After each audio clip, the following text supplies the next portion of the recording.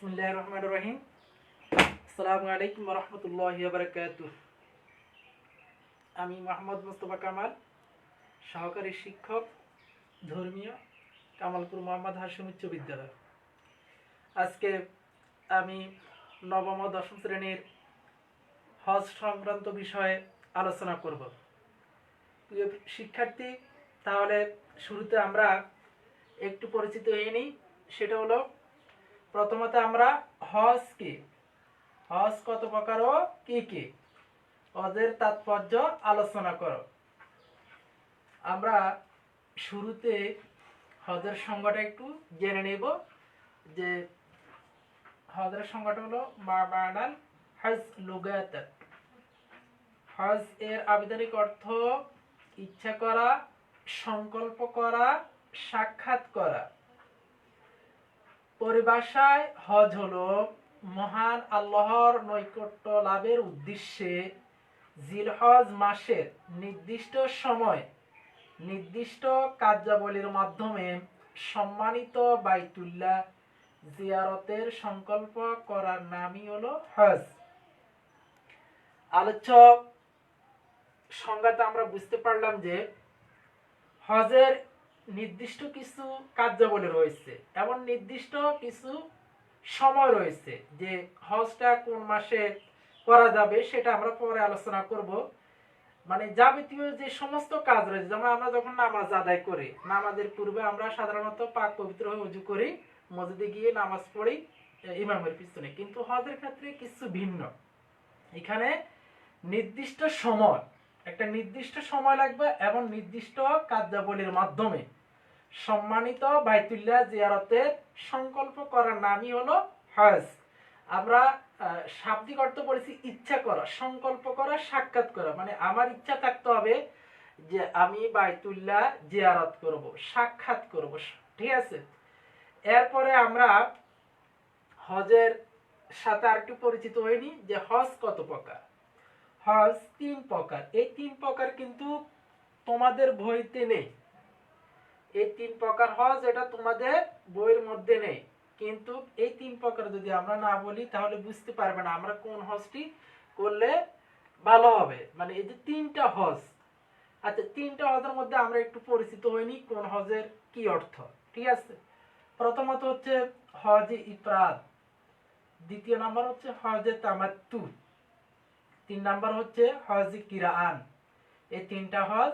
এখন আমরা হজে ইফরাদ, ইফরাদ মানে একাকী, পৃথক, একাকী পৃথক। হজের মাসে মিকাত হতে শুধু হজের ইহরাম বেঁধে তার কাজ সমাপ্ত করাই হলো ইফরাদ হজ। মূল কথা হলো যে শাওয়াল, জিলকদ, জিলহজ মাসে আমরা যে হজটি করি, অর্থাৎ মৌসুমী যে হজ, ঠিক আছে। এই হজের একক যেটা নিয়ত, মানে শুধু আমি হজটি করব, সেটা মিকাতে গিয়ে আমি শুধু এই হজের ইহরামটাই কি বেঁধে বাকি কাজ সমাপ্ত করব, এটাই হচ্ছে হজে ইফরাদ। তারপরে দ্বিতীয় নাম্বার হলো হজে তামাত্তু। তামাত্তু মানে উপভোগ করা, উপস্থিত ফায়দা লাভ করা। পরিভাষায় তামাত্তু হলো প্রথমত উমরার নিয়ত, উমরার কাজ সম্পাদন করে হালাল হয়ে ইয়ামুর রাবিত তথা 8ই জিলহজ তারিখে হজের নিয়ত করে হজের কাজ সম্পাদন করাকে হজে তামাত্তু বলে। এখানে আমি একটু বুঝিয়ে দিচ্ছি। সেটা হলো, কোনো ব্যক্তি যদি মিকাতে গিয়ে চিন্তা করে যে আমি আসছি উমরা করার জন্য, হ্যাঁ, উমরা করার পর করার মধ্যে সে চিন্তা করলো যে উমরা পরেই তো কি হজ, ঠিক আছে। তাহলে সে চিন্তা করলো যে আমি হজটা করে ফেলবো। তাহলে কি করতে হবে? প্রথমে উমরার কাজটি সম্পাদন করতে হবে, তারপরে ওই কাজটি সম্পাদন করে হালাল হয়ে, মানে ওটা থেকে একদম পৃথক হয়ে, তারপর আবার নতুন করে 8ই জিলহজ তারিখে হজরে নিয়ত করে হজের কাজ সম্পাদন করাকে হজে তামাত্তু বলে। এটা হলো হজে তামাত্তু। এরপরে 3 নাম্বার হচ্ছে হজে কিরান। কিরান মানে মিলানো, দুইটি বস্তুকে একত্রিত করা। কিরান হলো মিকাত হতে হজ ও উমরার নিয়ত উভয়ের জন্য একসাথে ইহরাম বাঁধা। এখানে একটু লক্ষ্য করার বিষয় হলো তামাত্তু মানে উপস্থিত ফায়দা লাভ করা, আসছে মূলত উমরা করার জন্য, পরে চিন্তা করলে আমি হজটা সেরে ফেলবো। আর কেরান মানে কি, একসাথে দুইটার নিয়ত করা, একসাথে দুইটার নিয়ত করা, সেটা হলো কিরান। আর ইফরাদ মানে কি, যেটা হজ, শুধু হজের এহরাম বাঁধা। ঠিক আছে, তাহলে এই তিনটা প্রকার গেল। এবার আমরা এই তিন প্রকারের মধ্যে সর্বোত্তম হজ কোনটি, এই যে তিন প্রকার, এই তিন প্রকারের মধ্যে সবচেয়ে উত্তম হজ কোনটি? ঠিক আছে, উত্তম হজ হলো হজে কিরান, কারণ রাসূল সাল্লাল্লাহু আলাইহি সাল্লাম হজে তামাত্তু আদায় করেছেন। প্রাচীনকালে কিরানকে তামাত্তু বলা হতো। তাহলে আমরা এখানে বুঝতে পারলাম যে সবচাইতে উত্তম হজ হলো হজে কিরান। ঠিক আছে, যেটা একসাথে উমরা এবং হজের নিয়ত করে একসাথে ইহরাম বাঁধা যায়। ঠিক আছে, আর প্রাচীনকালে এটাকে তামাত্তু বলা হতো। এবার আসো, দ্বিতীয় প্রশ্ন হচ্ছে আমাদের, হজ তাৎক্ষণিক না বিলম্বে আদায় করা যায়? ঠিক আছে, হজ কি মানে অতি দ্রুত নাকি দেরিতে করলে চলবে? তো এই প্রসঙ্গে ওলামায়ে কেরামের মতবিরোধ রয়েছে। এই প্রসঙ্গে আমাদের ইমাম আবু হানিফা রাহমাতুল্লাহ আলাইহি তিনি বললেন যে হজ বিলম্বে আদায় করলে চলবে। তার যুক্তি হলো, হজ ষষ্ঠ কিংবা নবম হিজরিতে ফরজ হয়েছে, আর রাসূল পাক সাল্লাল্লাহু আলাইহি সাল্লাম দশম হিজরিতে হজ পালন করেছেন। তাহলে এতে বোঝা যায় যে হজ দেরিতে আদায় করলেও চলবে। তবে অন্য এক হাদিসে রাসূল পাক সাল্লাল্লাহু আলাইহি সাল্লাম বলেছেন, তোমরা সামর্থ্যবান হলে অতি দ্রুত কি হজ সেরে ফেলো, কারণ তোমাদের মৃত্যু কখন চলে আসবে তা আমরা কেউ বলতে পারি না। সেই জন্য যত দ্রুত পারো তত তাড়াতাড়ি হজটা সেরে ফেলো। আচ্ছা, এরপরে আমরা ওই যে একটা নির্দিষ্ট মাস, এবার আমরা আসবো হজের মাস সমূহ। হজের মাস হলো শাওয়াল, জিলকদ, জিলহজ, অর্থাৎ হজের মাস হলো তিনটি। এক নম্বর হচ্ছে শাওয়াল, জিলকদ, জিলহজ, এই হলো তিনটা মাস। এই 3 মাসে হজ করা যায়। আর ওমরা যে কোনো সময় করা যাবে, শুধু হজটা এই 3 মাসের মধ্যে। ওমরা যে কোনো সময় করা যাবে, তবে 3-5 দিন 5 দিন একটা ডেট আছে, ওই তারিখের মধ্যে করা যাবে না। ঠিক আছে, অর্থাৎ 9 জিলকদ হতে 13 জিলকদ পর্যন্ত এই 5 দিন ছাড়া বাকি যে কোনো সময় ওমরা পালন করা যাবে। এবার আসো আমরা মিকাত, আমরা সংজ্ঞার শুরুতে বলছি যে মিকাত। তাহলে আমরা মিকাতটা কি? মিকাত হলো হজ ও উমরা সংকল্পকারী যে স্থান হতে ইহরাম বাঁধে, তাই মিকাত। অর্থাৎ যখন কোনো ব্যক্তি হজ করার জন্য বাইতুল্লাহ শরীফে যায়, তখন কিন্তু মানে সে ধরিয়ে কি বাইতুল্লাহ তাওয়াফ করতে পারে না, তাকে একটা স্থানে অবস্থান করতে হয়। সেই স্থানটার নাম মিকাতুল, একটা স্থান, ওই স্থানে অবস্থান করা। অর্থাৎ আমরা বাংলাদেশি যারা, বাংলাদেশ, ভারত, পাকিস্তান, তাদের একটা মিকাত। এই মিকাতটা হলো ইয়ালাম, যেটা আমি পরে বলবো। ঠিক আছে, অর্থাৎ মক্কাবাসীরা, মদিনাবাসীরা কি চাইলে ধরিয়ে কি কাবা শরীফ তাওয়াফ করতে পারবে না, তারা কি একটা স্থানে অবস্থান করতে হবে। আচ্ছা, এই যে প্রথমত মিকাত কয়টি? 5টি। জুলহুলাইফা, জাতুয়া, ইরাক, এগুলো হচ্ছে ইরাক পার্শ্ববর্তী দেশসমূহ, কারনুল মানজিল, এগুলো হচ্ছে মক্কা মদিনা। আর আমাদেরটা হচ্ছে বাংলাদেশ, ভারত, পাকিস্তান, এটা হচ্ছে ইয়ালাম। এটা হচ্ছে কি আমাদের মিকাতের অবস্থান। আমরা এই স্থান থেকে আমাদের হজের যাবতীয় কাজ শুরু করব, তারপরে যা আছে আমরা ক্রমান্বয় করতে থাকবে। এরপরে আমাদের যে হজের ফরজ হচ্ছে 3টি, আর ওয়াজিব হচ্ছে 5টি। তোমরা তোমাদের পাঠ্য পুস্তকের বইতে হজের 3টি ফরজ আছে, এই 3টি শিখে নিবে। আর হজের ওয়াজিব হচ্ছে 5টি, এই 5টি শিখে নিবে। এবার আমরা হজের তাৎপর্য আলোচনা করব, কোরআন হাদিসের দৃষ্টিতে হজের গুরুত্ব। এই সম্বন্ধে আল্লাহ তাআলার বাণী আমরা হজ ও উমরা সম্পর্কে কোরআন ও হাদিসের উদ্ধৃতি।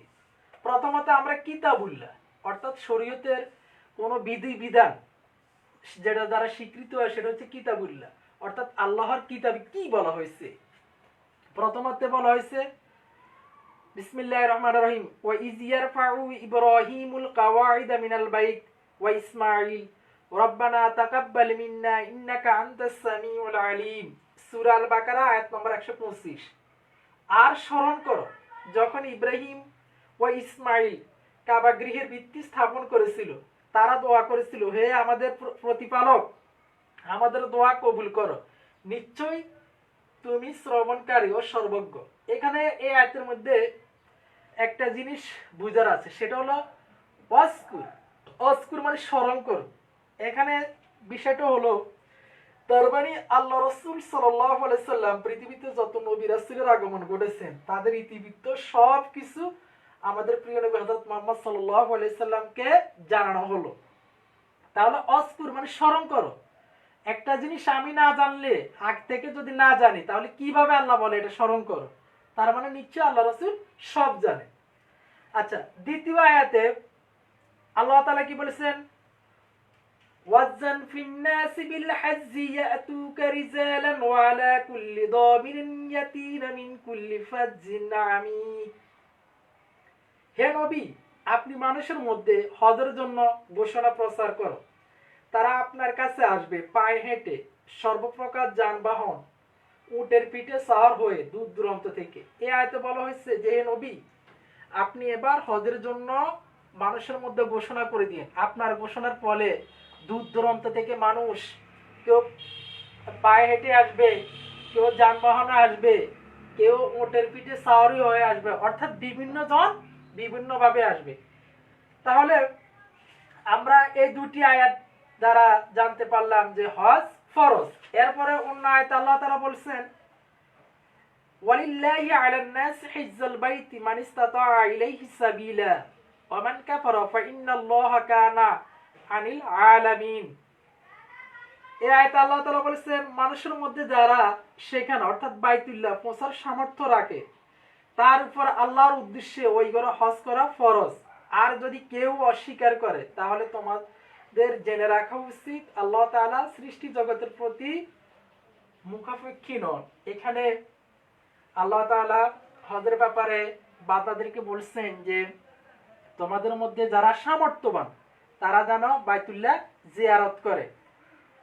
আর যদি এটিকে কেউ অস্বীকার করে, তাহলে আল্লাহ তাআলা বলছেন মনে রেখো আল্লাহ কিন্তু সৃষ্টি জগতের প্রতি মুখাপেক্ষী নন।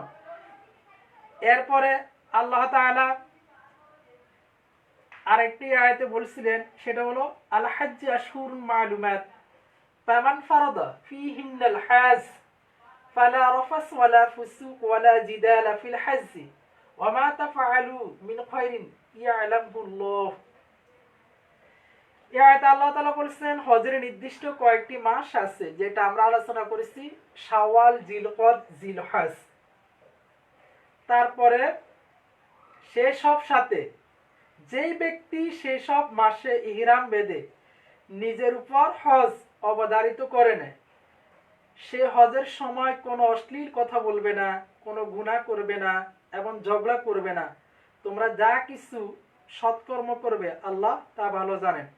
অর্থাৎ একজন ব্যক্তি যখন হজ পালন করার উদ্দেশ্যে বিভিন্ন কার্যক্রম শুরু করবে, এই হজের আনুষ্ঠানিকতার ভিতরে কোনো ধরনের অশ্লীল কথা, ঝগড়া, বিবাদ সব কিছু থেকে যখন মুক্ত থাকবে, তখনই আল্লাহর কাছে হজটি কবুল হজ হিসাবে গণিত হবে। আর নতুবা এটি কিন্তু বাতিল হয়ে যাবে, কারণ আল্লাহ বলেছেন তোমাদের সৎকর্ম কিন্তু আল্লাহ ভালো জানেন, কোনটা সৎ করতেছ, কোনটা অসৎ কাজ করতেছ।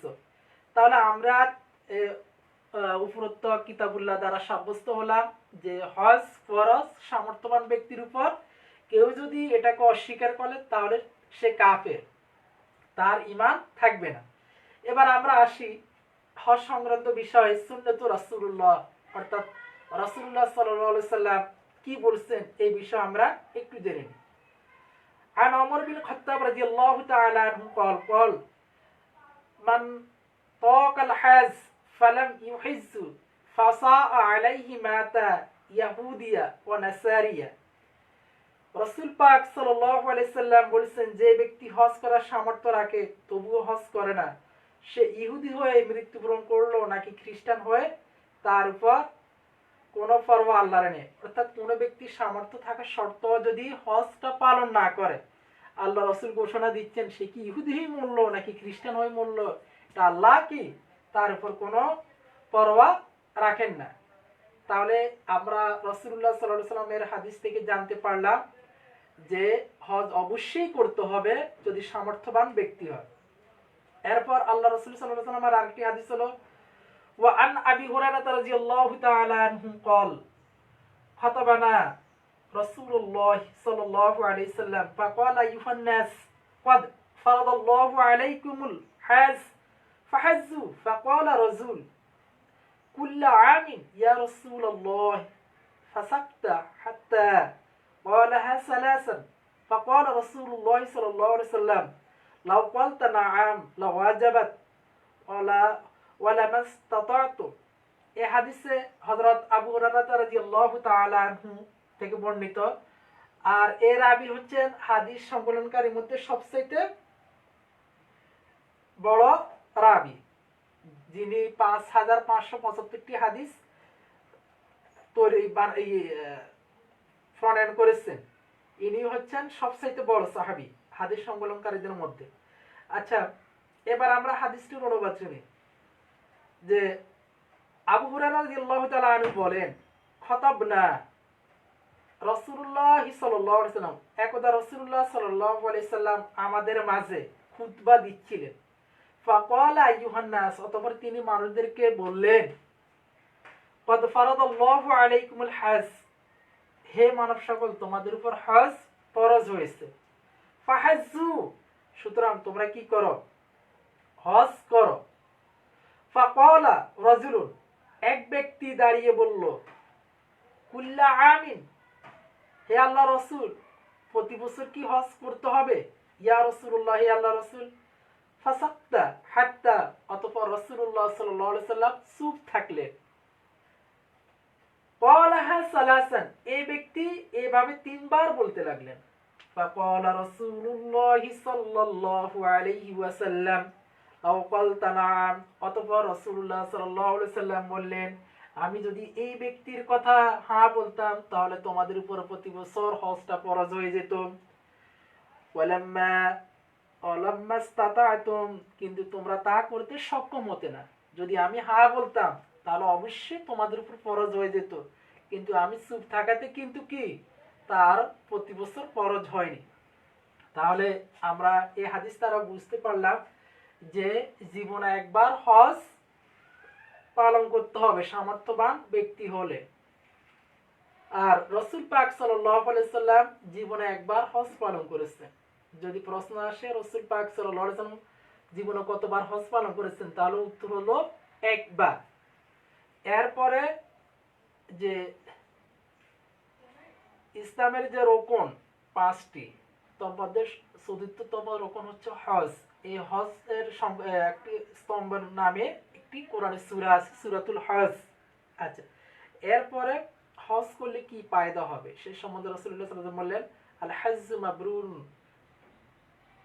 লাইসা লাহু জাযাআল ইল্লাল জান্নাহ, অর্থাৎ কবুলকৃত হজ জান্নাত ছাড়া আমি আর কিছুই দেখতে পাচ্ছি না। আল্লাহ রাসূল সাল্লাল্লাহু আলাইহি ওয়াসাল্লাম বললেন, কোন ব্যক্তির যদি হজ কবুল হয় তাহলে এটার বিনিময় সোজা জান্নাত।